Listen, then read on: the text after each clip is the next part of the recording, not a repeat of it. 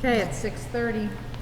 Okay, so welcome to the August 3rd, 2020 meeting of the St. Albans Town Selectboard. Let's start in our new location at the Bliss Room. We're just doing this tentatively for tonight. We may come back in the future, but we're going to kick off tonight with the Pledge of Allegiance.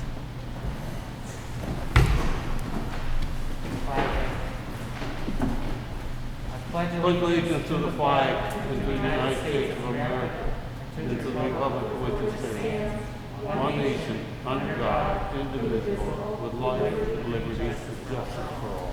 Thank you, everyone.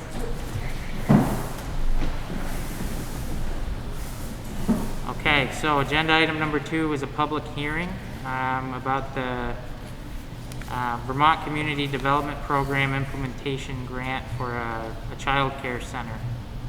The Freedom Reigns Child Care Center. So if someone would make a motion and then a second to open the hearing. I'll make a motion. I'll make a motion. We open up a public hearing for the Vermont Community Development Program and implementation grant. That was it.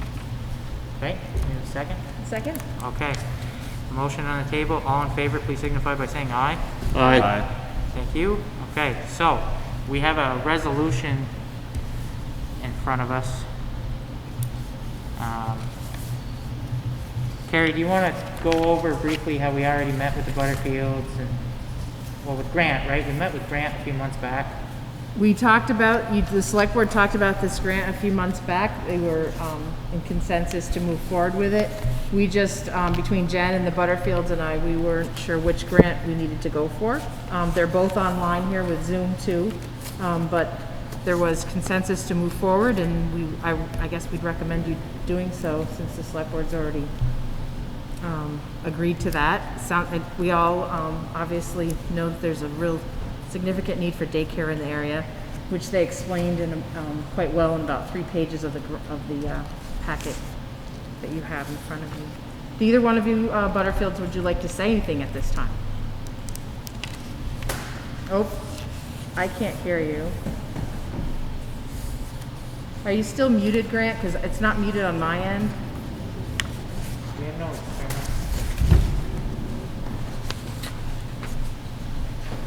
We might have a little technical difficulty.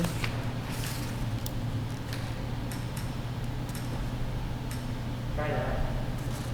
Can you try speaking again? No, not hearing him. Can you hear us though? Try that. Yeah, he can.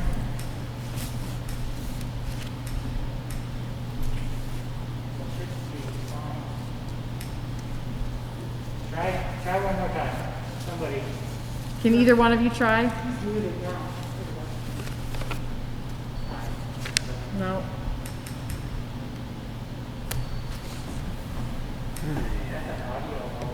Should be working. We thought we were all on. And the audio is on the right side. Can you hear it, Joanne? Okay. Ron. Here.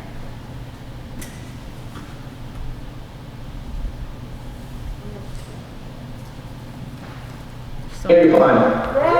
Because everyone else on the video can hear, but the actual come on.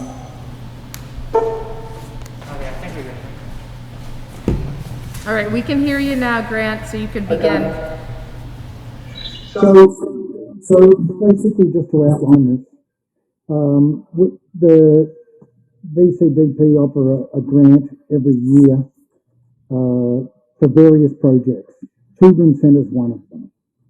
Now, we can't, as an individual user, apply for that grant, and it has to come through a second party.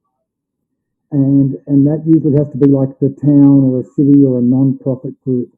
So that's why this is a tool that the town has that they can apply and access this grant money and then give it to private groups that benefit the town.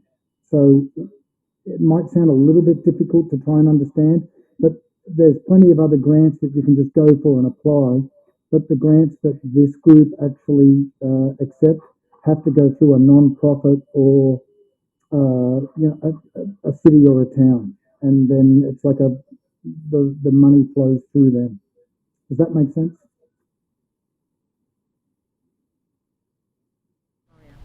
I was just waiting for this thought, yeah. There we go. It does, we understand. Are there any questions? No, the resolution's pretty straightforward. It just says that we, the town, are applying. We, as the legal authority here, are gonna authorize it. It's this application is in compliance with our current municipal plan, which is dated June 15th, 2020. That's the day it was adopted. Jen is gonna be the contact person on our behalf. It's pretty straightforward, and we're looking to adopt it, and then we all sign. Did I cover it? It does. So does anybody have any points they'd like to make about the grant, or want to make a motion to approve the resolution? I just want to say, and I think we've said this before, I'm glad to see that there's options for childcare, both in this program, and hopefully others will be inspired to consider expanding childcare options in our area as well. Perfect. All good? Okay. I agree with Aaron wholeheartedly. If anybody'd like to make a motion. Do we need a motion to approve the resolution? We do. We need a motion to adopt. All right, I'll make a motion to adopt the resolution as Brendan has read it. Second? Okay, all in favor, please signify by Aye. saying aye. Aye. Okay, so we've adopted it. We have it here for signature. We've got to do that before we leave. Okay, so now we need a motion to close the hearing and reconvene the regular select board meeting. I'll make a motion, we close the public hearing and reconvene as the regular select board. I'll second. All in favor? Aye. Okay, so now we're on to warrants. Why don't we start down with the general fund warrants and then work our way over? I missed basically what you said. We're gonna start with you down with the general fund. Oh, I can do that. Perfect. Is everybody hearing us okay? I just wanna do a check-in. Okay. The general fund or general warrants are dated 7/21 through 8/3/2020. There were 79 invoices totaling $76,175.07. St. Albans PD, the street crime unit, $28,650. St. Albans PD dispatch, $20,171. St. Albans Rec Department, $9,830. This is 77% of our total amount we spent. So I would make a motion that we accept the general warrants as stated in the amount of $76,175.07. Thank you, Stan. Anybody like to second Stan's motion? Second? Okay, any further questions or comments? All in favor? Aye. Aye. Aye. Thank you. Okay, Jonathan, you have an infrastructure development fund warrant. I have the infrastructure development fund warrant in the amount of $203.60 dated August 3rd, 2020, and it's for the messenger invoices. It's for the salt shed bid items by the looks of things. Yep, it's to advertise. Advertising. I make a motion, we approve the grant, or not the grant, the infrastructure development warrant. Okay. We got a motion? I'll second. Okay, we've got a motion to approve. All in favor? Aye. Aye. Aye. Thank you. Okay, Aaron's got payroll. All right, so, I think I just want to check, I think there needs to be a correction on what I have here. We have one payroll warrant that says it's dated July 21st, but I think that corresponds with the check date July 31st. So it says 31st on here, but 21st on the top. Yep, okay, so especially since the one dated for July 24th is for week 30, and the one July 21st is for the next week, week 31. Okay, so. thank you. Okay, so the first payroll warrant is dated July 24th for the total of $23,647.32. And the second one, amended to say July 31st, 2020, is for $37,378.66. So I'll make a motion to approve these two payroll warrants. Second. All in favor? Aye. Thank you. Okay, so that's all of our warrants for tonight. We're on to agenda item 4, which is the minutes. We have, let me just pull them up here. We have minutes from Monday, July 20th. Did anybody have any corrections or comments? Okay, hearing none, I'd take a motion and a second to approve. I'll make a motion, we approve the select board meeting minutes of Monday, July 20th. I'll second. Okay, all in favor? Aye. Thank you. All right, now we're on to agenda item 5, which is public comment. So Alan, are you here as our public works director or as a member of the public? Anybody want to make a is anybody on Zoom that want to make a public comment? Anybody at all? No? Yeah. Okay. Okay. All right, seeing none. All right, so we're gonna move on to agenda item 6, town manager's report. Carrie? All right, so the first item on here is the Franklin County Sheriff's Office contract. So as we reported at our last meeting, we were in discussions with Sheriff Langevin and John Grismore. I don't know if you want to add to that. I expect that this week we'll finalize that contract. Yep. So we've been going back and forth, made some edits, and we're going to discuss it in executive session tonight, and we could see a signed draft as early as right after that executive session. We could. Doesn't mean we have to, but it's a possibility. The Police Advisory Committee reorganization, I have a document that I prepared, but I'd really love to have our full board to have that conversation. Jessica made some key points about the first draft, and I would just love to have her in the room. I know she's doing a local vacation. I think she's camping with her daughters and her husband, and she couldn't be here tonight. Brendan, is Yep. it possible to maybe we can share that draft either through our Facebook or put out just the draft itself, just to see what interest and what questions the public might have? Yeah, why don't we do that tomorrow? Okay. You want to do that on the town's Facebook page? I'll get it over to you. Mm-hmm. We wanted to, I worked on the terms, trying to get 2 in 1 year, mostly 2 year, and then made some revisions for some edit, some just dumb typos, and we made one of the 2 nonprofit seats has to specialize in addiction recovery. But I think there's going to be a really good discussion to be had. But I'd like to table it until Jessica can be here, just because her background at Rise at the hospital is going to be so helpful. So, for the salt shed update, Carrie?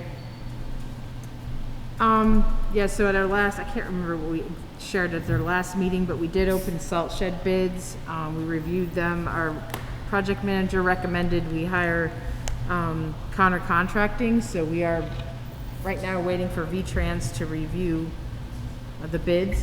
This is a V-Trans funded, at least a majority of it, project, so we have to wait for their approval. But we are moving forward with it. There will be discussion later with the select board about our budget.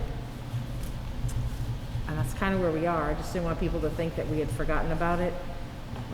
They go by the old DPW garage. We cleaned that site up, and we are doing an environmental assessment on it. But as far as the salt shed grant itself, we're trying to push forward. Yeah. I mean, I'm comfortable with saying that the bids came in higher than the budget allows, and we need to sit down together and figure out what we're going to do about it. we figured out how far we are off, what we have in reserve funds, and now we need to get together as a group and make a decision about how we move forward. We have to move forward. There's no way around it. It's just how we do it. And if we need to go back for voter approval for any type of a budget overage. But yeah, we have to move forward on it. I think that's the general consensus. There's no way around it. We can't not build it. Is that a fair statement? So, anyway. So, then we have this lovely half of a tree here. The last item on the town manager's report, we were copied on a PUC notice, a certificate of public good application. And every time we're copied on an application, about 1 to 1.5 trees gives its life. But yeah, this is for, if anybody'd like to read it, it's for the Hungerford 3 solar project. It's off of Lower Newton. It's a 500 kilowatt electric generation facility. And if anybody would like to read this mountain of paperwork, it's on file and available to be scanned to you. Yes, it is. I do have one thing else to add. I usually do a COVID update. I'd started doing them every other meeting because there was little to share, but with the governor's order going in to put effect on Saturday, August 1st, the town did get in line for the cloth masks, so we're allowed to get up to 25% of our population. And so we will be distributing those when we get them. I mean, it's a pretty big effort on the state's part, so we're going to communicate how we're going to do that once we actually have the masks in hand. So we'll share with people how we're going to do that, either through the fire department or town hall or some mix of that. But we'll have over 1,500 cloth masks to distribute to our residents. If I don't know what number they're using exactly, but it's around there for our population. The other thing is, I just want to remind people that town hall is open by appointment only. We had a few people come in last week without an appointment. So if that becomes a problem and continues, we're actually going to have to lock our doors, all of the doors, and only let people in one by key. We're trying to keep employees safe and those visiting safe, and we sanitize after every touch of a handle in a file cabinet. We actually do that. So I would appreciate the support and understanding for our employees and the other members of the public. Please call ahead and make an appointment. And there was one more thing. Oh, and as many of you saw, that the governor opened the spigot a little bit, and retail went from 25 to 50%. So we're trying to stay on top of that and be fluid all at the same time, which is probably one of the reasons we're here. Definitely. And that's all I have for surprises there. Okay. Sorry. Does anybody have any questions for Carrie? Anything? Okay, so we're here basically to do a test run of our AV and audio equipment to make sure that this is a suitable space to be used in the future for any public hearings, particularly related to the town hall project. I think it'd be a good time to think about maybe scheduling a formal kickoff meeting with our manager, project manager Matt Young, to see where we're at. We're doing an ESA, an environmental site assessment on the existing site. So we wanted to come here to a bigger room. There's one member of the public here, and he's a reporter for a fine local paper, and we're here anyway, and we're doing our dry run, and we're going to. We might be back here in the future if needed. But I want to thank Alex Lenning and Joe Luno. Alex is the director of the St. Albans Museum, and Joe's a trustee. They both put in some time to allow us to be here. And I wanted to talk to the board briefly about the museum. I myself am a trustee. That's not exactly why we're here. I felt like it was a good resource, and we had just sent the town's $15,000 to the museum through our last check warrant, so it only seemed fitting that we utilize the space. But the museum itself is not on a good financial footing. We have been even before COVID, making draws against our endowment fund that aren't sustainable. Our operating budget is about $120,000 to $130,000 a year. That includes almost zero money for long-term maintenance to this really old schoolhouse. When you factor in that we should probably be saving $40,000 or $50,000 a year for capital budgeting and improvements, and we're not doing that, and that we're drawing anywhere from $12,000 to $16,000 against our trust every year, we're really running a $50,000 to $70,000 deficit every year in that window, even with the town and city's increased funding. COVID forcing the museum to shut down. Our plan includes light reopening starting next month, but who knows what'll happen there. It just shows that the model that we're currently running on here is just not sustainable. And if we want to make sure that we have a nice, beautiful museum 50 years from now, we might need to start rethinking how it's managed. At the fiscal level, I really do think that Alex and his band of volunteers, they're really dedicated, they do a lot of work, and I don't think that any of this has to do with the day-to-day operations. It's about the financial picture. So I'm on the museum's finance committee, and we had a meeting last week. We're discussing whether or not to take an EIDL loan from the SBA for $80,000. It's 2 3/4% interest locked for 30 years. It would cost the museum about $4,000 a year repayment. We're literally discussing whether or not we have to take out a 30-year obligation to make it through the next 18 months. So that's kind of spurred a discussion of, is there a better model for the oversight, the administration, and the finance aspect of the museum? So there were two thoughts. Approach the library and see if it's something that can be absorbed into their programming and their management, and then approach the city and town and see if there is a middle ground for maybe a municipal takeover of the budget and its funding. We're not saying that we wouldn't fundraise and continue to fundraise with our Calcutta and other events. We're hosting a golf tournament this Friday at Champlain Country Club at 2 o'clock. We're playing the original 9-hole track. If you want to get a team in the tournament, give me a call. We want to be just as dedicated, but we want to make sure there's a museum here in 50 years that we can be proud of. There's a lot of great artifacts here. There's a lot of history in St. Albans, so I wanted to start that discussion. I reached out Thursday or Friday to Carrie, Mayor Smith, and City Manager Dominic Cloud about the potential of meeting today. I heard back from Carrie immediately and had not heard back from Mayor Smith or Manager Cloud. I'm going to take another run at that, but I just wanted to take the board's pulse on whether or not it would be even remotely interested in discussing the town being further involved with the financial management of the museum and its funding.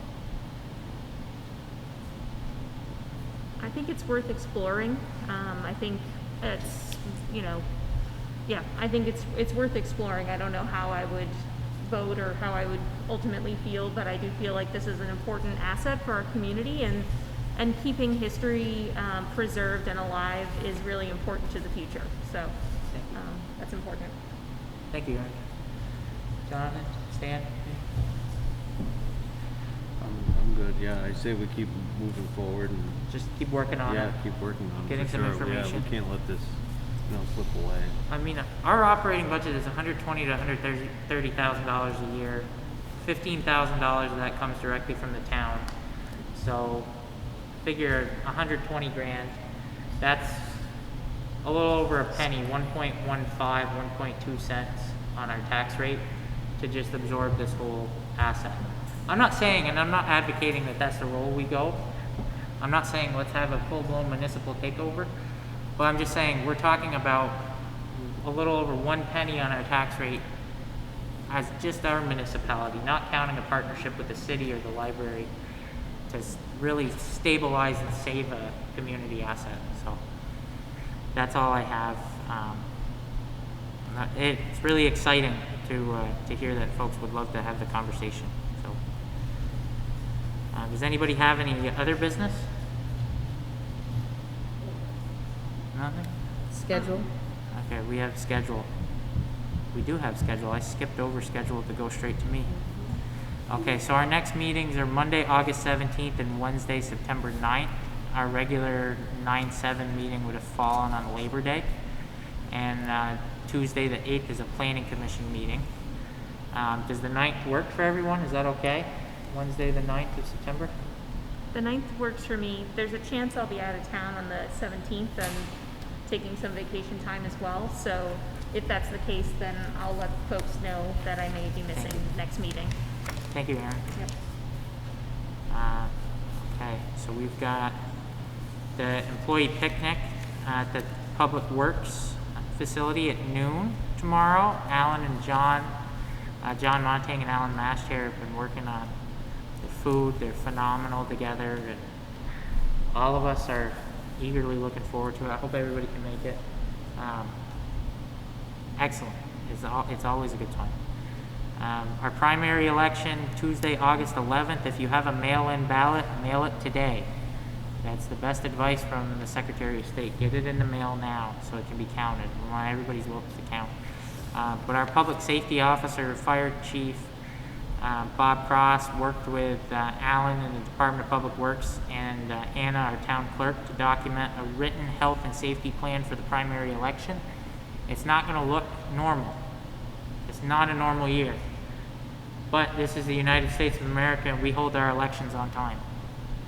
And we've got good people who are taking care of it. So I appreciate it. Alan and Carrie, if you could pass on our appreciation to Anna and Bob for all their hard work to make sure this happens. Alan helped a little too. Yeah, no, we Yeah. thank you again. Yeah, a little bit. Kind sir.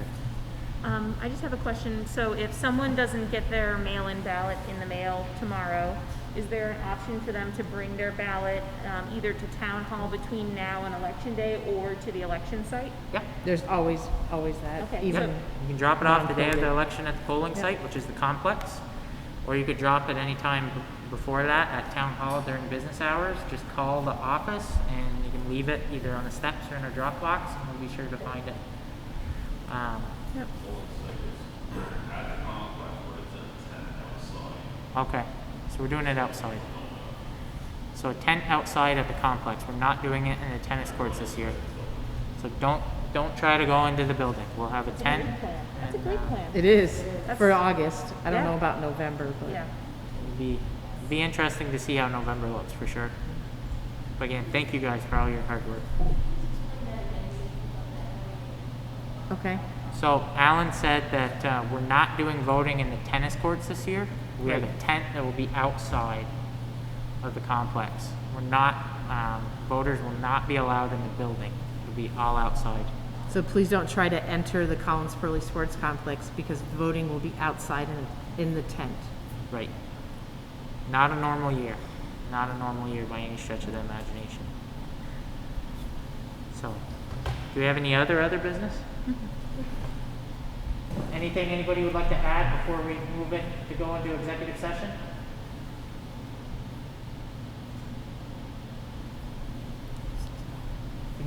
Could we unmute Al?